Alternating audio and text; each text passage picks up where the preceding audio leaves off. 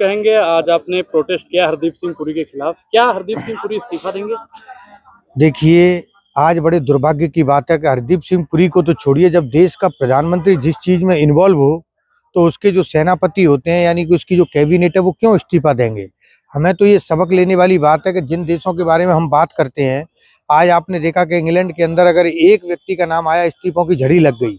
America के अंदर जो क्या है, पूरे संसद में चर्चा हो रही है अगर नाम आ रहे हैं तो। और हमारे यहाँ पे क्या है, प्रधानमंत्री जी का नाम आया, पूरा देश, पूरा मीडिया, पूरी कैबिनेट उनके बचाव में उतर गई। अब हरदीप सिंह पुरी जी को तो खुद शर्म से इस्तीफा दे देना चाहिए। भाई, अगर आपकी कुछ रेस्पॉन्सिबिलिटी है, अगर आप उस रेस्पॉन्सिबिलिटी से भाग रहे हो, आपको देश के लोगों ने चुना है, और अगर आप जब आप उनके सवालों का जवाब नहीं दे सकते हैं, तो आपको इस्तीफा दे देना चाहिए। लेकिन ये इतने बेशरम लोग हैं, ये इस्तीफा नहीं देंगे। ये सत्ता की मलाई खाने के लिए बैठे हुए हैं, इस देश को बेचने के लिए, इस देश को, लोगों को गुमराह करने के लिए, इस देश को तोड़ने के लिए बैठे हुए हैं। तो इसलिए वो बिल्कुल भी इस्तीफा नहीं देंगे। लेकिन वो तो कह रहे हैं कि ये कोई प्राइवेट मीटिंग नहीं थी, ये बैठक थी। नहीं, ऐसे व्यक्ति के साथ में क्या बैठक हो सकती है? वही तो हम पूछ रहे हैं। प्राइवेट मीटिंग हो, बैठक हो कैसे सकती है? एक ऐसा व्यक्ति जो कई 100 सालों में, मैं 100 क्या, कई हजारों सालों में एक आध व्यक्ति ऐसा होता है जो छोटी छोटी बच्चियों को, जो 12-12, 13 साल की बच्चियां थी, उनके साथ में जो दुष्कर्म किए गए, वो किसी से छुपे नहीं है। उनको लेकर के एक हजारों साल में ऐसा व्यक्ति है, और उससे आपकी मीटिंग हो रही है, उसमें आपके नाम आ रहे हैं। ऐसे व्यक्ति को तो इस्तीफे की बात कर रहे हो, शर्म से डूब मरना चाहिए। चुल्लू भर पानी में डूब के मर जाना चाहिए था इनको। तो शक्ल नहीं दिखानी चाहिए थी, अपने आप को अंडरग्राउंड कर लेना चाहिए था। लेकिन ये बेशरम लोग हैं, इनका धंधा ही ये हो सकता है। हमको इससे कोई परहेज नहीं है कि ये यही निकले अगर जांच हो तो। लेकिन सत्ता में बैठे हुए हैं, जांच होगी कहाँ? जांच हो तो पता चले कि क्या पता ये भी उसमें भागीदार थे क्या, ठुमका लगाने ये भी गए थे क्या? तो क्या कह सकते हैं इसका? ठुमका कौन लगाया था? अरे, ठुमका जो उस द्वीप पे करने के लिए क्या जाते हैं? उस पे करने के लिए क्या जाते हैं? ठुमका लगाने ही तो जाते हैं, छोटी छोटी बच्चियों के साथ में। अरे, हमें तो बोलते हुए भी शर्म आ रही है कि हमारे देश का प्रधानमंत्री, हम तो सोचते थे कि सबसे बड़ा भ्रष्टाचारी है, सबसे बड़ा फेंकू है, सबसे बड़ा फर्जी है। लेकिन आज तो हमें ये भी समझ में आ गया कि ये तो जो क्या है, लड़की घिनौना काम करने वालों में भी हमारे देश के प्रधानमंत्री का नाम शामिल है। राहुल गांधी ने कहा कि मोदी सरकार ने देश को बेच दिया। कहाँ बेच दिया? कौन खरीदा है देश को? अरे देखिए, सब जानते हैं कि एक ऐसा प्रधानमंत्री, अगर युवा अपना रोजगार मांगते हैं तो बोलते हैं कि ये खालिस्तानी है, उनसे डरता है। किसान अगर अपना हक मारते हैं तो उनको दिल्ली के अंदर नहीं घुसने देता है, उनको पाकिस्तानी बोला जाता है। महिलाएं अगर अपना सवाल उठाती हैं तो उनसे उनकी जान को खतरा होता है। एक ऐसा व्यक्ति, अब हमें ये समझ में नहीं आ रहा है कि किससे डर करके इस देश के 141 करोड़ लोगों की अस्मिता को बेचने का काम इस देश के प्रधानमंत्री ने किया है। अमेरिका से जो डील हुई है, जो ट्रेड को लेकर के, उसमें इन्होंने इस देश को बेचने का, ये पहली बार नहीं है। हर जगह इस देश का, जो कहते थे कि मोदी जी का डंका बज रहा है, इसी चीज में इनका डंका बज रहा है। इस देश को बेचने का काम कर रहे हैं। हमें वो समय भी याद है, हम अपने पुरखाओं से सुनते चले आए हैं कि इंदिरा गांधी जी थी जो अमेरिका को मुंह दिखा करके वापस आ गई थी और पाकिस्तान के 2 टुकड़े कर दिए थे। रशिया हमारे साथ था। आज हमने देखा कि ऑपरेशन सिंदूर के समय विश्व का कोई भी देश हमारे साथ खड़ा नहीं था, और जो कहते थे कि विश्व के अंदर डंका बज रहा है, डंका कहाँ चला गया था? अरे, अमेरिका का राष्ट्रपति जो क्या है, सीज फायर को लेकर के अनाउंसमेंट कर रहा है, और हमारा प्रधानमंत्री चुप बैठा हुआ है। किससे डर करके किया? आज किसानों के हितों को बेच दिया गया, युवाओं के रोजगार के हितों को बेच दिया गया, महिला सुरक्षा को बेच दिया गया। आज सब कुछ जो क्या है, अमेरिका के हाथों गिरवी रख दिया गया है। पहली बार देश के इतिहास में ऐसा हो रहा है कि कोई भी ट्रेड डील अमेरिका के अकेला ही करता चला जा रहा है, भारत के खिलाफ बोलता चला जा रहा है। हमें यह समझ नहीं आ रहा कि कोई भी डील होती है, कोई भी कॉन्ट्रैक्ट होता है, तो वो 2 पार्टियां बैठती हैं, अपनी आपसी रजामंदी से होता है। भारत के साथ में कब ये बैठे, कब ये बातचीत हुई, पता ही नहीं है। उधर से रात को 12 बजे, 3 बजे, सुबह 3 बजे घोषणा हुई, और यहाँ आकर के सुबह 4 बजे यहाँ घोषणा कर दी। कोई भारत के समय अनुसार नहीं, कुछ नहीं। तो ये क्या है? बेचना ही तो है। इस देश के किसानों के हितों को बेचा गया है। मैं मोदी जी, मैं आपसे कहना चाहता हूं कि ये देश में 80% लोग कहीं ना कहीं किसानों से, किसानी से जुड़े हुए होते हैं। तो आपने इस देश के 80% लोगों की अस्मिता को बेचने का काम किया है। हमारे देश का किसान आज कितना सर्वाइव कर रहा है? फसल बोता है, कभी पानी पड़ जाता है, फसल बर्बाद हो जाती है, कितना दुखी होता है। आत्महत्या कर रहे हैं, आत्महत्या के दिनों दिन केस बढ़ रहे हैं। आप उनका जो कर्ज तो माफ नहीं कर पाए। अडानी अंबानी का तो आपने बहुत कर्ज माफ किया, लेकिन आज आपने उनकी अस्मिता को, उनके जो सुरक्षा थी, उसको भी बेचने का काम अमेरिका के साथ किया है।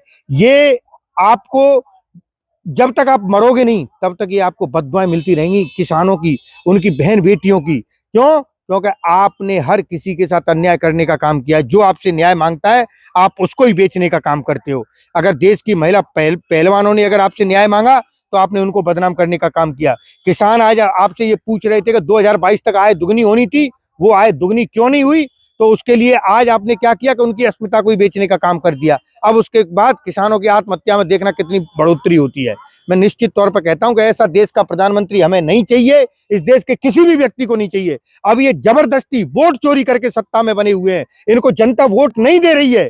ये घपला करके चुनाव आयोग को अपनी एक सस्ता बना करके इस देश की गद्दी पर बैठे हुए हैं। मोदी सरकार की ऐसी क्या मजबूरी है कि अमेरिका के साथ में ऐसी डील करने की? यही तो हम पूछना चाहते हैं, यही तो हमारे नेता राहुल गांधी जी पूछ रहे हैं, यही तो देश का हर व्यक्ति जानना चाहता है, यही तो इस देश के किसान, महिलाएं, युवा हर कोई जानना चाहता है कि आखिर आपकी क्या मजबूरी है। देश के 141 करोड़ लोग आपके साथ कंधे से कंधा मिला करके खड़े हुए हैं, आपको डरने की क्या जरूरत है कि आज आप अमेरिका के सामने झुक रहे हो, कभी पाकिस्तान के सामने झुकते हो, आप छोटे छोटे देशों के सामने झुक रहे हो। जिस अफगानिस्तान के श्रीलंका, अफगानिस्तान को जो क्या है और अपने बांग्लादेश को 0% टैरिफ मिला हुआ है, वहां हमको 18% टैरिफ देना पड़ रहा है। हम पूछना चाहते हैं इनसे कि आप अडानी अंबानी के लिए झुक रहे हो या आप किसी और चीज से डरे हुए हो, या एपिस्टन फाइल का आपका सारा का सारा मामला देश के लोगों के सामने होगा, इससे डरे हुए हो? यही पूरा देश जानना चाहता है। और मैं आशा करता हूं कि देश के प्रधानमंत्री हैं, इस देश के 141 करोड़ लोग जो जानना चाहते हैं उसका जवाब देंगे। वैसे तो मैं नहीं मानता कि दे पाएंगे, लेकिन मैं आशा जरूर कर सकता हूं कि वो इस बात का जवाब देंगे कि आखिर वो अमेरिका से क्यों डरे हुए हैं। राहुल गांधी ने कहा कि अभी एपस्टीन फाइल में नाम ही आया है, अभी और माल आना बाकी है। क्या माल है उस फाइल में? अब यही तो सबके सामने आएगा। अभी देखो किताब, वो मैं तो ये कह रहा हूँ नरवाणी जी की बुक को वो पब्लिश नहीं होने दे रहे, क्योंकि वो उसमें चाइना के साथ युद्ध की सारी घटनाएं आएंगी। अरे जिस दिन ये सत्ता से जाएंगे ना, जब इनके घोटाले भी खुलेंगे, देश का सबसे बड़ा, देश ही नहीं पूरे विश्व का सबसे बड़ा भ्रष्टाचार प्रधानमंत्री है, जिसने पीएम केयर फंड के नाम पर भ्रष्टाचार किया। देश का सबसे बड़ा डरपोक, देश का नहीं पूरे विश्व का सबसे बड़ा डरपोक प्रधानमंत्री है, मैं कहता हूं, और विश्व का सबसे भ्रष्टाचारी प्रधानमंत्री है, जिसकी यही समझ में नहीं आ रहा है कि आखिर ये कर क्या रहा है।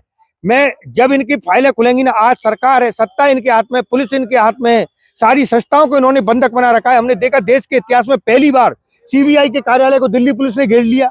हमने देखा कि सुप्रीम कोर्ट के चीफ जस्टिस जो सीनियर मोस्ट जज हैं वो आकर के प्रेस कॉन्फ्रेंस कर रहे हैं। ये देश के इतिहास में पहली बार हो रहा है। तो ये मोदी जी का डर ही तो है, ये मोदी जी जो डरे हुए हैं। लेकिन जिस दिन सत्ता से जाएंगे मोदी जी, मैं आपको बताना चाहता हूं, आप कहते थे ना झोला उठा के भाग जाएंगे, ऐसे नहीं भागने देंगे। देश के लोगों को जवाब देना होगा, आपको जेल में डाला जाएगा। आपने इस देश के लोगों की अस्मिता के साथ खेलने का काम किया है। राहुल गांधी की संस्था को लेकर लगातार सवाल उठ रहा है कि इनकी संस्था रद्द होनी चाहिए और उनको जीवन भर चुनाव लड़ने पर प्रतिबंध लगाना चाहिए। एक बार इन्होंने करने की कोशिश की थी, आपने देखा था, उनकी संसद सदस्यता को बिना बात के जबरदस्ती रद्द करने की कोशिश की। और हमने कहा कि जब मोदी जी इतना उलूल जुलूल बोलते हैं, उन पर कोई कार्रवाई नहीं होती है। अब उसके बावजूद राहुल गांधी मोदी जी से ज्यादा वोटों से जीत करके संसद में आए हुए हैं, कहते हैं करो ना कार्रवाई, सत्ता आपके हाथ में। डर है मोदी जी, आपको डर है, जनता सड़कों पे होगी। जिस दिन अगर राहुल गांधी जी की सदस्यता को खत्म करने का इन्होंने काम किया ना, जनता सड़कों पे होगी, इनको ढूंढ ढूंढ करके। आपने कई उदाहरण इतिहास पढ़ा है ना, इतिहास, अब मैं नाम नहीं लूंगा, इतिहास इन्होंने भी पढ़ा होगा थोड़ा बहुत, तो उसी इतिहास से डर करके इनको छुपने के लिए बंकर भी नहीं मिलेंगे। जो आप अपने जो क्या है 2000 करोड़ रुपए का महल बनवा रहे हो ना, इसमें भी छुपने की जगह नहीं मिलेगी। क्योंकि आज राहुल गांधी जी जन नेता हैं। आज वो देश के किसानों की, इस देश के महिलाओं की, इस देश के युवाओं की, इस देश के हर उस वर्ग की, जो पिछड़े तबके वर्ग हैं, जो समाज की मुख्य धारा से पीछे रह गए, उसकी आवाज बनने का काम कर रहे हैं। लेकिन ये लोग नहीं चाहते हैं कि कोई भी आगे बढ़ करके आए। इनके लड़के तो विदेश में पढ़ेंगे, विदेश की नागरिकता लेंगे, सारा कुछ विदेश में ही बिजनेस करेंगे, पाकिस्तान में करेंगे और देशों में करेंगे।